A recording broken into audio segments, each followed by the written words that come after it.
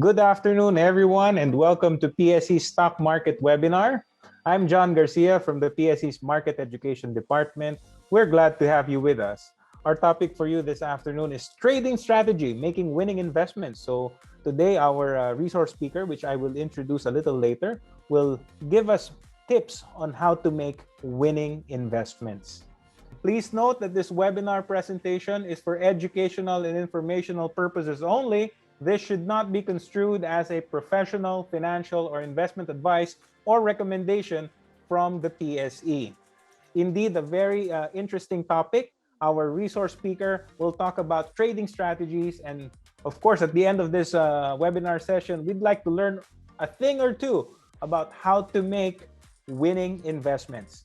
So guys, without further ado, allow me to introduce our guest this afternoon. He is the head of sales of Regina Capital Development Corporation, one of the online stock brokerage firms here at the PSE. Ladies and gentlemen, help me welcome Mr. Luis Limlingan.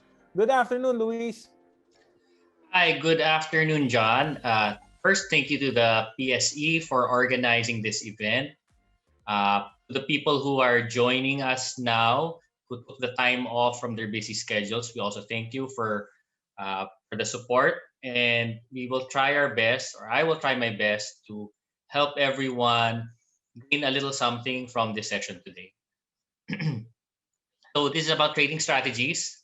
And yes, just as a background, we were formed in 1989. So you could say we've seen a lot of, I'd say, interesting and historical events that have shaped the market. From 1989, that was the coup, the Gulf War, the eruption of Pinatubo, the earthquake, financial crisis, dot-com bubble, Lehman Brothers, the EU recession, China slowdown, and now, quite interesting, I don't think we've ever seen anything like this in a century after the Spanish flu, and we're facing the pandemic. So it's quite interesting times. I think we're going to be able to weather it as, you know, as humankind has always done so. But despite that, despite everything, if you notice, I've talked about is that on average, I think every 3 to 4 years, something, I guess, sort of like a black swan event occurs, and yet we've been able to weather it. And the Philippine market, despite everything, has grown an average of 7 to 8% since 1989, at least when we started. So it's still it. Yes, there are risks to the Philippine market, but overall, if you put your money in stocks, you're still going to be able to carve out a rather good portion of earnings. So that is that is the experience our company brings, and I hope I can impart with you some of that knowledge and experience that I've learned. Of course, we're all students in this game. Now, I guess just to talk about on the next slide is our research. Of course, I joined the company almost 10 years. The company almost 10 years ago, and it's a family business like a lot of Philippine corporations. And since I had some background in training before, I used to work with HSBC and ATR Atram actually. Before they were called the Mutual Fund Management Company of the Philippines. I wanted to professionalize our research, and again, being on the buy and the sell side, I decided that, well, I have an idea of what fund managers and retail investors, high net worth individuals are looking for. So this is what I brought to the research table. For one, we have an expansive universe, and I think we rival a lot of brokerages in the Philippines where we cover close to 100 issues, and we do this very rigorously, and we review them every 6 months. So for those of you who already are investing in stocks, this is a sample you can see of our stock reports. We publish maybe 2 to 3 every week. We review them every 6 to 12 months. We have our own methodology of how we value a company. But of course, that is for another session altogether. The reports we try to make are very digestible for both retail, institution, high net worth individuals. Whether you're a beginner or you have already your feet wet in the market for quite some time, we think that there's value in the research that we provide, and that's why I think our clients have been loyal to us for more than 30 years, and we've been in the business and we've built that reputation. Um, so at least that is the background of our company and the research we provide, and what I'm going to be bringing and sharing with you today.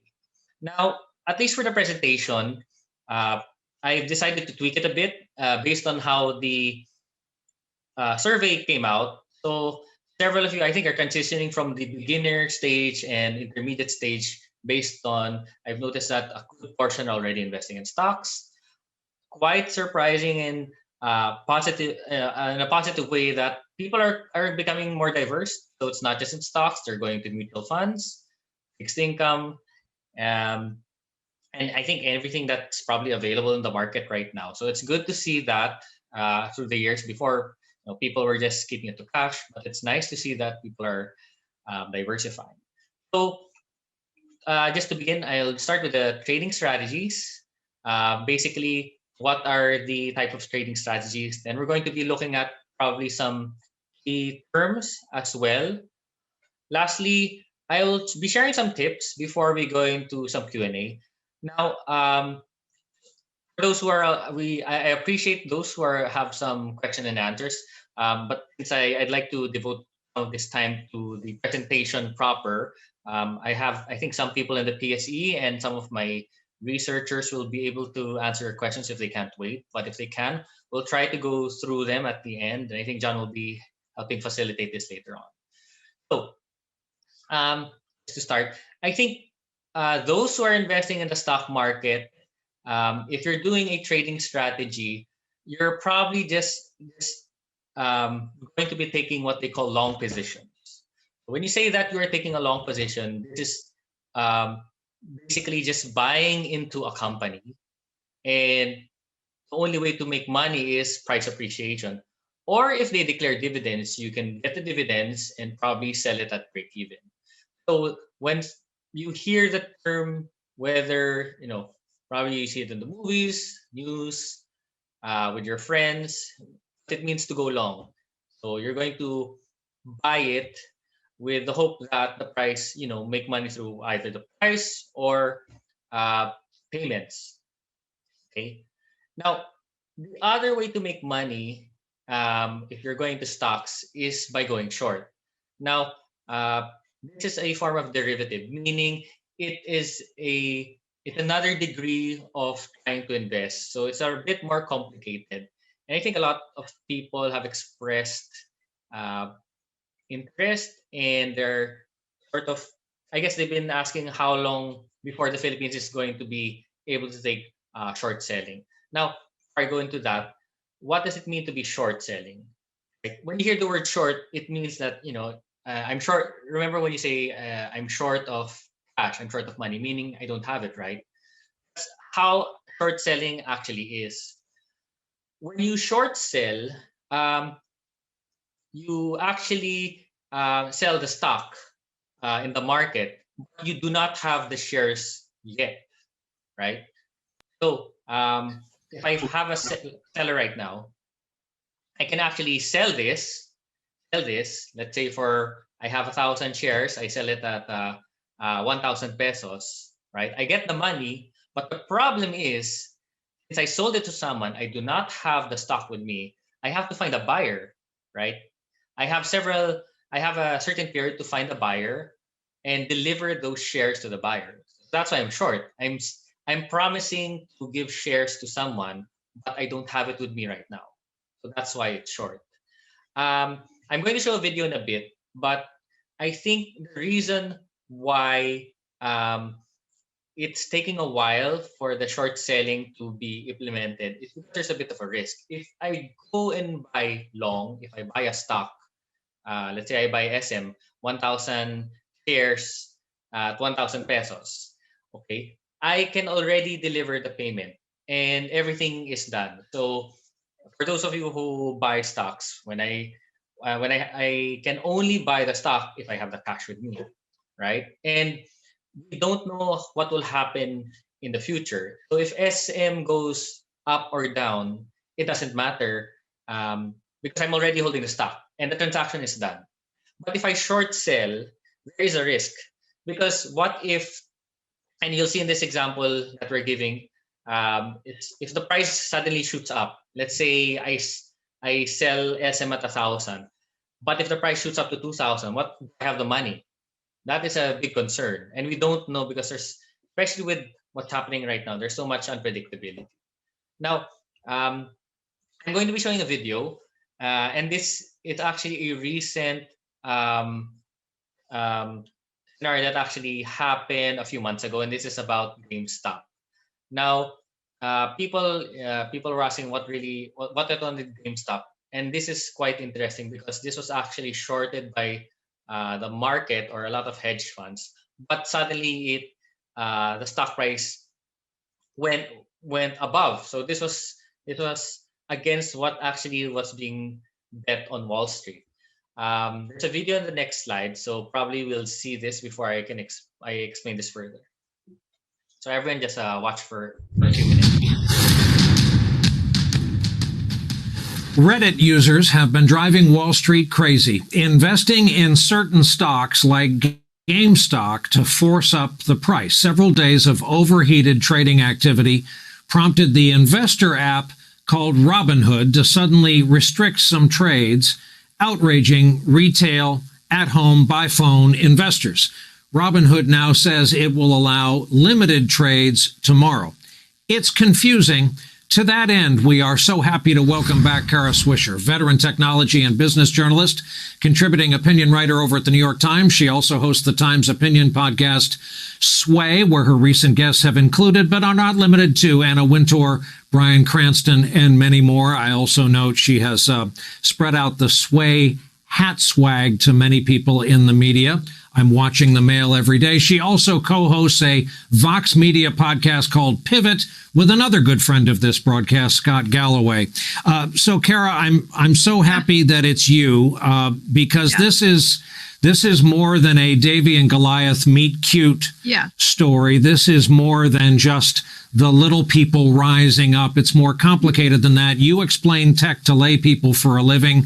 Please do that now for our audience. What's going on here? Well, where do you want to start? Reddit or the Robinhood app? There's two things that have been going on. Robinhood is becoming incredibly popular with young people, especially who have started to use it for investing and consider it sort of this idea of a democratization of investing. They've gotten in a lot of trouble. I wrote a pretty tough column on them about 6 months ago because, as you remember, a young man committed suicide because he thought his trades were wrong, and there was a lot of issues around financial literacy that was going on with Robinhood. But nonetheless, people have been using it to do trades and to really engage in investing like anyone else. And as most people know, most people don't have stock market portfolios. Very rich people do, but most people haven't benefited from the run up. And so they've been attracted to it. And then you have Reddit, where there's a lot of these boards. Reddit is I don't know what to call it. It's a bulletin board site, essentially, a little bit of a social media site. And it's been around forever, and it's had all these different places where people have discussions. And they've been doing a lot of financial ones on Reddit, and especially one that started to talk about this idea of pushing back at the hedge funds, which had been shorting this GameStop company, which had been in distress, especially because of the pandemic and lots of other secular reasons. And so it was sort of a clash between the hedge funds, which had been which were shorting the stock, which were saying it was going to fail. And they shorted it to an extent that it was 136% more. This group decided this was ridiculous. There's been some internet people involved in GameStop and thinking they can revive it. So they were pushing back on the hedge funds and pushed back hard enough to knock them right over and take their money. So there we have it. All right. There were a lot of maybe for those who weren't following the story, and these names that were being mentioned.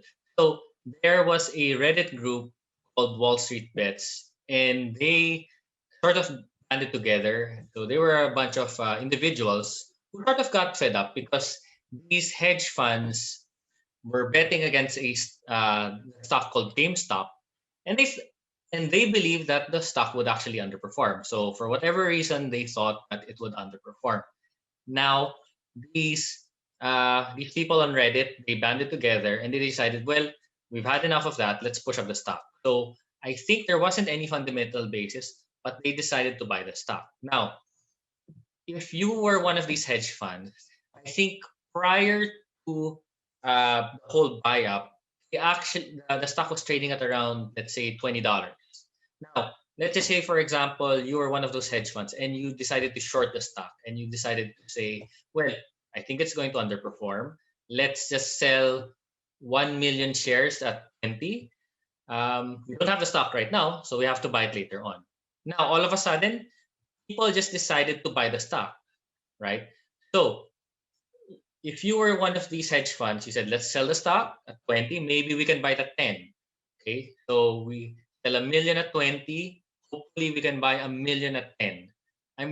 So that is selling at 20 million and buying it later at 10 million. You're hoping to make probably $10 million, right? Now, the surprising thing is, uh, much to I don't think any of them expected, is that someone actually bought it up. And I think it hit a little over $400, if I'm not mistaken. Imagine if I sold $20 million, I now have to buy $400 million worth of the stock. So that is actually one of the problems uh, of short selling if that happens, and that's why I think it's being reviewed now. I think the problem here was that it wasn't just because of the pushing up the stock. It's actually because this brokerage called Robinhood, which actually was limiting the trades now because it seems that there's some bias to it, and that's why it was being investigated. So there is a lot of, I guess, there was a lot of drama involved, and that's why this spread like wildfire.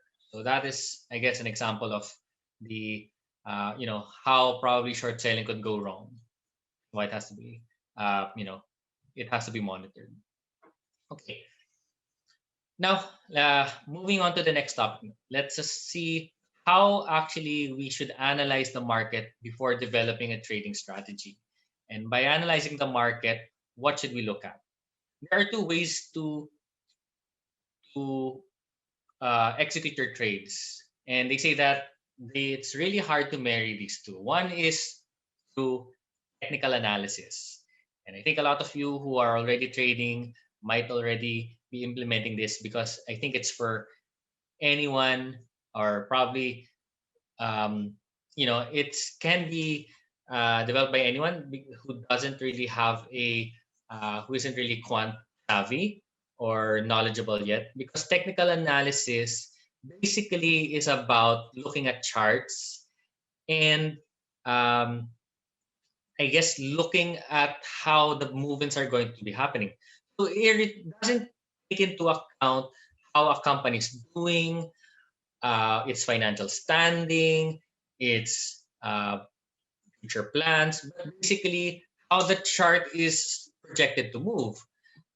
If you can see in this example, people are saying that the PSE, if you base it on technical analysis, it has been moving sideways to down. And if they're using technical analysis, basically they're saying that it will probably test 6.3 to 6.2, and then maybe later on it's going to rebound. But their basis for saying that is just purely on how the chart is moving. And technical analysis looks into a lot of formations and trends, and there's absolutely nothing to do with the news that you see. So it's basically just the chart formation.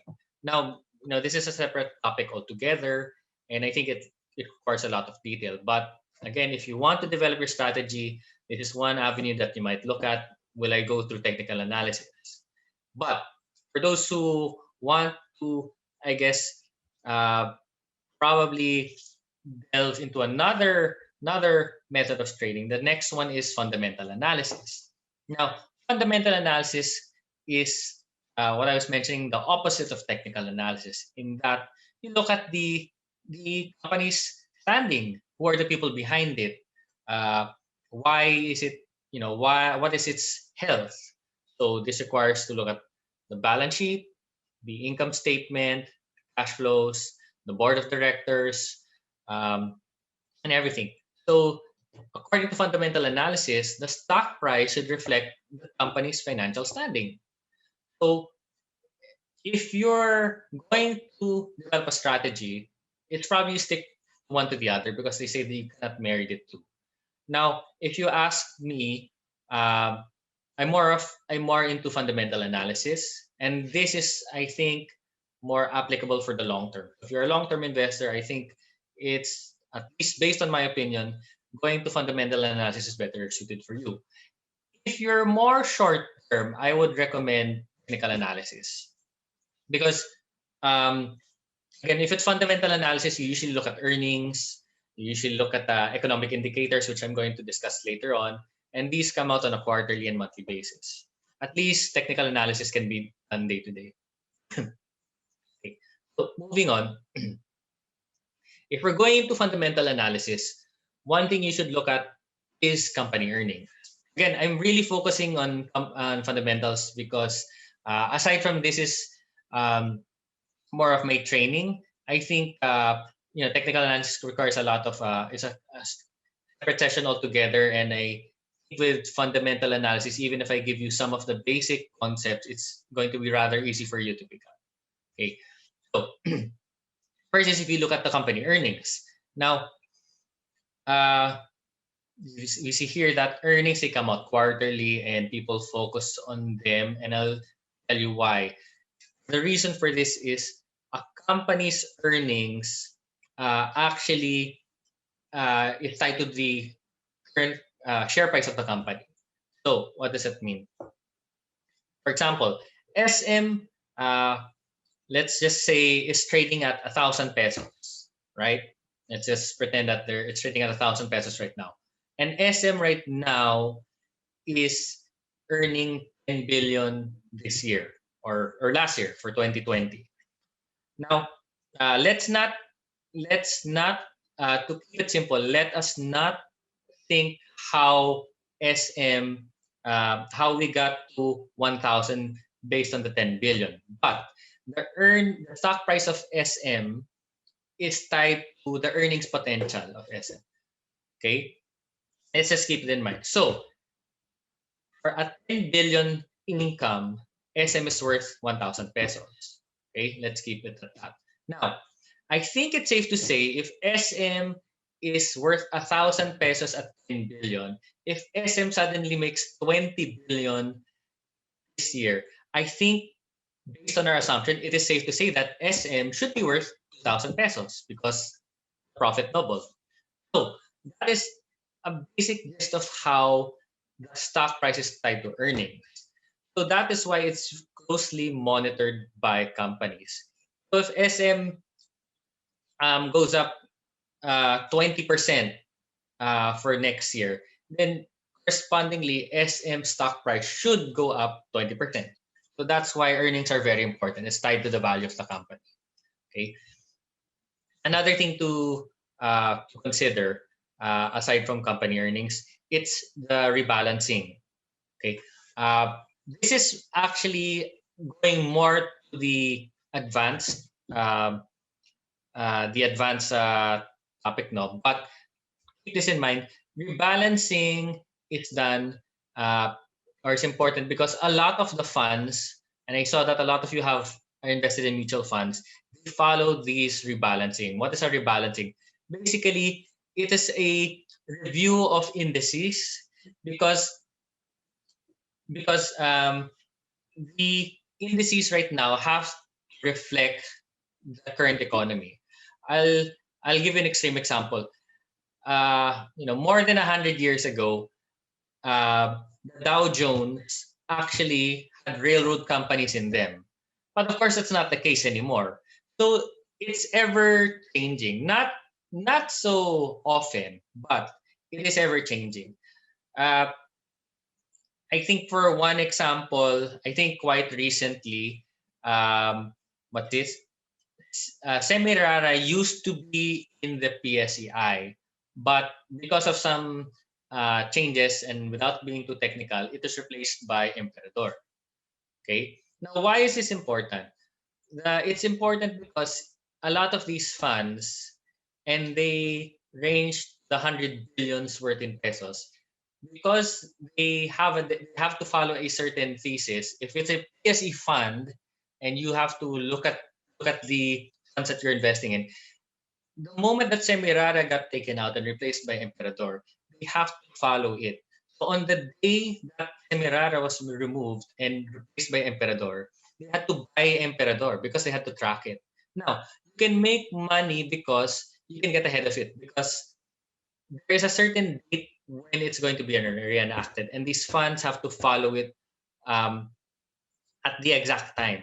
What some people do is, knowing that they have to rebalance this, they probably buy Emperador ahead of time, because they know that these funds, which amount to the hundreds of billions, to they have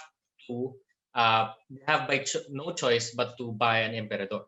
Okay. Again, this doesn't happen as often, and it's not always a deletion or a subtraction. Sometimes it's overweight. So let's say SM, it used to be 10% of the index, now it's 16%. So there's the PSEI, which happens semi-annually, and there's MSCI and the FTSE. MSCI and FTSE are actually quarterly. So what I would suggest is that take note of these dates. Even if they're not so often, sometimes people can really make a lot of it just by tracking these dates from the moment they are announced to the moment that they're implemented. Okay, so that's enough, at least for the rebalancing, um, so people can understand. Now, another thing to consider are the economic indicators. Um, the economic indicators probably are important because a lot of these foreign funds, they want to see a lot of these leading indicators. There's leading and lagging indicators. Leading indicators is probably as it happens. So an example of this is inflation. Lagging indicators are probably um, economic indicators that probably take time to reflect the state of the economy. One example I think of this is property prices. So leading indicators such as inflation, they happen monthly, and people react to them. Lagging indicators such as property prices, usually it takes a while, even if the economy is weakening. For example, last year, I think property prices didn't fall on the same day, right? But I think they have been weakening. So that's why it's a lagging indicator. Now, these are important, especially the growth prospects, because they base the future earnings of a company. So for the last few years, investors have been coming into the Philippines because they believe that it would be growing 6 to 7%. But of course, as you can see on the slide, it was the worst contraction since World War II, since data was taken, which was close to 10%. So, given that, if on average, or if the economy is falling close to 10%, then it's safe to say on average, companies probably are also falling 10% in terms of their earnings. So that's why it's important. Now, I think moving forward, and for everyone's benefit, is that probably we have to be more forward looking. What are the indicators saying for 2021, 2022? How much is the growth, right? And if it's favorable to investors, if we're this year or for next year, we're probably touted to grow much better than the other economies, then for sure it makes sense to come into the Philippine market and to buy ahead of these investors. Okay, I'll go back to the economic indicators and give you more tips on that. But I think we should move on. Right, in terms of the trading strategy. Okay. Now, in terms of trading strategies, there are several, but I think, I'm going to give four, but one of them I think is not as applicable, and I'll probably tell you which of these I think will best suited for your appetite now. So first one we tackle here is day trading. Now day trading I think is quite you could say um, day trading is rather uh, as the name implies, right? You should be able to take a position and close it within the day, win or lose. So that's a day trader for you. There are a lot of stocks in the Philippines where I think you can do day trading, but be mindful of the friction cost. It varies from country to country, and um, some people, uh, I think when they compute the break even, they can probably take a position and probably close it. Again, we are still limited. We can only do long positions right now, and we cannot do short selling as of the moment. But again, these are interesting times. Probably there's an opportunity uh, for day trading. I do admit once in a while that I try day trading. But of course, again, as I mentioned, the friction costs you have to consider. Um, um, let's just, for argument's sake, with the fees, right? If you take a position, let's say buying SM at 1,000, try to compute your break-even cost before you execute the trade, and try to also think to yourself, if this price is rather low, again, being taking a long position, that you can sell it by closing. Okay, because if not, you will have to take a hit. Okay, so that is day trading for you. And I think it's rather obviously it's going to be short term because you are a day trader. Okay, so it doesn't matter what happens. Okay, um, going to the second one is position trading. Now, again, this is much longer, and I think this is almost. Um, I think if day trading, it's more reflective of technical analysis. Position trading is um, more I guess aligned with fundamental analysis, because here you slowly build a position, obviously, and it takes a while, right? Um, Probably if you wanted to go into an Ayala company, Gokongwei company, and you want to be a position trader, you don't go all in. Probably you slowly build on it, and the hope is that you can sell it later on, um, as progresses. Usually, I like to do a 10, 30, and 60 rule, meaning um, I usually I usually try to put 10% of my position in when I'm just trying it. And the reason why I do this is because sometimes I'm trying to test the market, especially with a lot of unpredictability. If I do 10% and if it goes up, fine. I didn't I didn't put all in my money, but at least I made some, and I'll still sell it at a profit. And as the price goes down, that's when I do my 30%.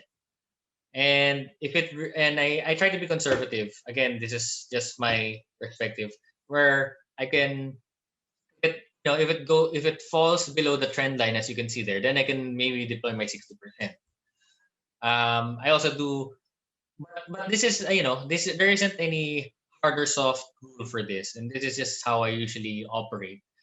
Some people I know, they do like a 20-40-40 approach, so 20% first, 40 and 40. So that's position trading for you. It really depends. At the end of the day, what you're comfortable with. But in my opinion, if you're just trying it for the first time, don't go all in. Be conservative. Again, if you look, it's better that you make a mistake with such a small position, rather than you're stuck with this position for a while, and with current market conditions right now, it's gonna take some time before you can sell it. So that's position trading for you.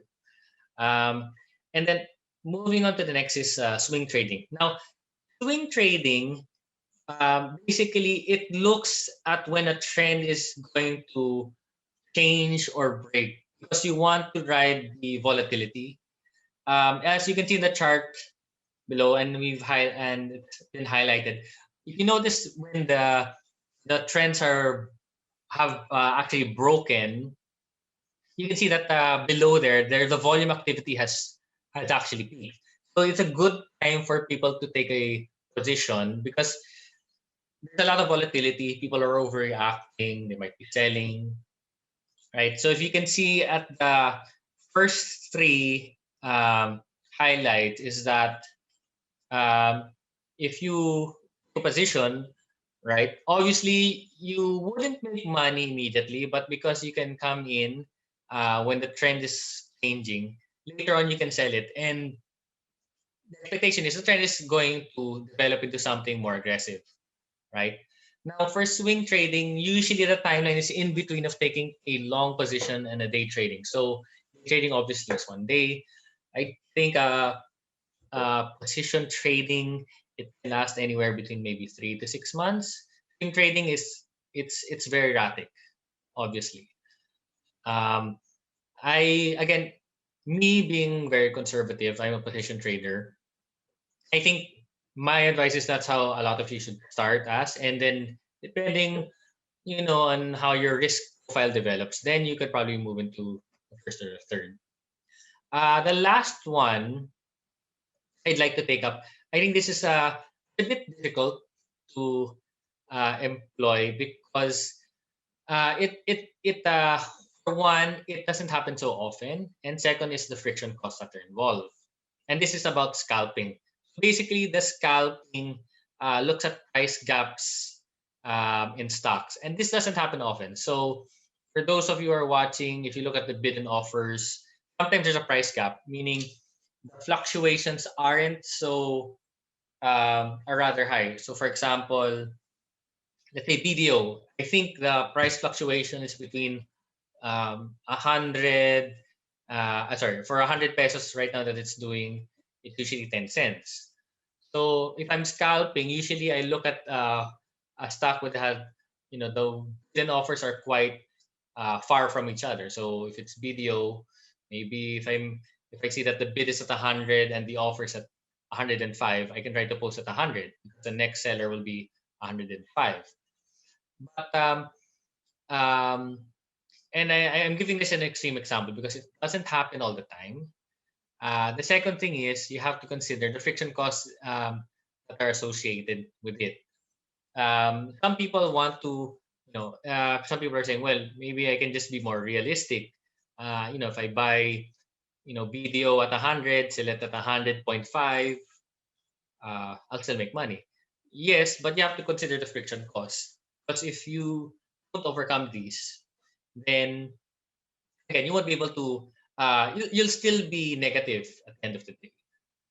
So those are the four types of trading strategies. No, again, I think what I would advise is a position trading, and then depending on your appetite, probably move into the other three rather, which I think are much more aggressive, short term, and demand focused from you. Okay. Well, moving on. Um, I just like to start wrapping this up before we go to the Q and give some of my tips, my personal tips for those of you who are more into the intermediate and want to progress to I think more more advanced type of trading. Um, First, I think is watch the net foreign selling and buying. Now, I think this is important because it's just a barometer um, of the risk appetite, the sentiment that's ongoing right now. So this is easy to track. The daily data comes out from the PSE. They publish this every day. I think some have it or um, some subscriptions you can actually get it as this happens live as it's happening live, but probably look at the net foreign selling and buying because there's usually a trend that's going on right now. We're still in net foreign selling territory. Some issues sometimes they move uh, they move in days and weeks. So if you see that, let's say there's unusually high net foreign selling or foreign buying in a specific stock, you can take a position. So watch this. First, start with the net foreign selling and buying in the Philippines and look into specific stocks. So this is one I'd actually look at. And especially if it's net foreign buying, that is when I think that if you're holding into position, you should lock into it and wait for the net foreign buying probably to weaken. But while there is still a lot of heavy net foreign buying, then hold on to that stock. The same case, the or rather the opposite can be said for net foreign selling. If it's heavy net foreign selling, don't rush to be buying into the market, especially if you look at the try to look at the averages, and if they're way above average as what it normally does on a daily or weekly basis, then don't be so aggressive into taking a position because that means it's still going to be a seller's market. Okay, at least that's for net foreign buying and selling. So that's my first tip for you. Now, second is look at what the global think tanks are projecting for the Philippines. Now, this is important because uh, the the trading range of the Philippines, a lot of this um, is tied to what what the foreign think tanks are thinking because we as Filipinos we have a better understanding of how stable and how strong the economy is. But think of it from the perspective of a U.S. investor who has not um, been to the Philippines. More so, those who don't have an idea of how much the economy has affected the pandemic. So this is if I'm a foreign fund, I'm probably just going to be relying on these think tanks. We're going to give an evaluation of the economy, right? Um, One unique example I think that would help is what happened. I think 7 8 years ago. Um, the Philippines during that time we were trying to vie for investment grade, meaning if you are investment grade, the likelihood that you're going to default on or your borrowings is going to be very low. We were actually below that. But the moment we crossed that, I think in 2013, the index suddenly shot up. Okay. Now it's rather precarious, and I think it's still too early, and it's rather quite safe to say anything. But we're still in investment grade. Now um, the problem is uh, we don't know how long this pandemic is going to ensue. So what is um, it's quite important to be tracking this. So try to read in the news what are the global think tanks looking at. There's S&P, there's Moody's, there's Fitch, right? They have projections of the GDP, credit standing, even they go into individual companies. So try to look at these and what the consensus is. At least that's for the assessment of the global think tank. Okay. Um, Moving on to economic indicators. So I mentioned this that briefly, like what is important. So um, it's important to look at the indicators and look at what the consensus is saying. Okay. So um, for March, inflation still was rather high, but what is the consensus saying? Um, Usually, there there are so many analysts and fund managers out there. So we're just one of the few millions of people, and there's these groups that actually have their projections as to so much economic data. So it's not necessarily important that, for example, in the case of inflation, that we were 4.5%. But what was the consensus saying? If I'm not mistaken, for March, the consensus was saying that inflation was actually going to hit close to 5%. Now, this is actually, it still is bad, but when inflation hit 4.5%, still not so good, but it shows that there's improvement. And the assumption is if inflation is it's much lower than what was projected, then it's probably going to weaken. So that's why when you look at economic indicators, um, look at what the consensus is saying. Will it be better? Will it be worse? So look at these. Obviously, the ones you look at are inflation, various GDP, uh, balance of payments, exports and imports. So try to keep tabs on these. There's usually a date when they're going to be released. So these come out on monthly and a quarterly basis. So again, look at look at all these indicators, especially if it affects your stock. And second, what is the consensus saying? So important is will it beat it or will it underperform? Okay. Um, moving on. Uh, I think skipped it. But before that, let's head back. I think I forgot into the economic earnings, which is part of the indicators. This is the final note I'm going to say. Earnings are important to the extent that it meets the um, the consensus. So where do I get this? You can ask your broker. Usually when let's say you're following a stock, you're following let's say PLDT or Globe. It's not yes, earnings are important, but ask them what is the consensus saying. Okay, so time it when the earnings come out. This happens quarterly. So let's say um, PLDT or Globe hasn't released their earnings yet. Probably ask your broker, when are the earnings going to come out first? Second, what is the consensus saying, right? So if they give, probably they're going to give you a number. For example, in our case, we have a projection as to what the earnings are likely going to be. So if it beats it, then good. Globe is going to, or PLDT is going to go up. If it falls below of the consensus expectations, then probably it's going to underperform. That's why if you get the earnings, sometimes you'll notice some earnings there, let's say um, like this year some earnings came out and they were much lower, but the stock price went up. And part of that explanation is because it was better than what people were projecting. Okay. Or some earnings actually, let's say a company actually did better than they did last year, but the stock price fell. The reason for that is it fell short of the expectation.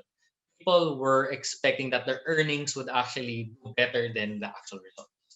So that's my those are my tips for you guys, and I hope you found them helpful. Now I'll slowly parlay into the um, veneno, but before that, just want to share. If you have any questions, you can email us at rcdc@reginacapital.com. I hope you like the presentation. Our head office is in BGC, but we also have branches outside of the Philippines: Baguio, Green Hills, Iloilo, CDO. Thank you very much again, Luis. And of course, if you need to get in touch with us, our hotline is 632-8876-4888. You may also email info@pse.com.ph or email my team, academy@pse.com.ph. Visit the PSE website for relevant information and updates about the market. We have our announcements and circulars there. For disclosures, corporate disclosures, visit PSE Edge. So even the earnings report, they're available there, of course. And for investing materials, please do visit the PSE Academy website, www.pseacademy.com.ph. Like and follow our official social media accounts. We are on Facebook, Twitter, Instagram, and YouTube. Our recorded webinars are posted in Facebook and our YouTube channel as well. Download these apps, very useful apps for our investors. The PSE Edge mobile app for corporate disclosures and timely information right at your fingertips. And for the upcoming IPOs, PSE Edge is the mobile app for you. So with that, ladies and gentlemen, another learning-filled afternoon delivered to you by the Philippine Stock Exchange. That is Trading Strategy, Making Winning Investments with our guest speaker, Mr. Luis Gerardo A. Limlingan, Head of Sales of Regina Capital Development Corporation. Again, this has been your host, John Garcia from the PSE's Market Education Department. I'll see you all again next time and wishing you all a happy weekend. Stay safe, everyone.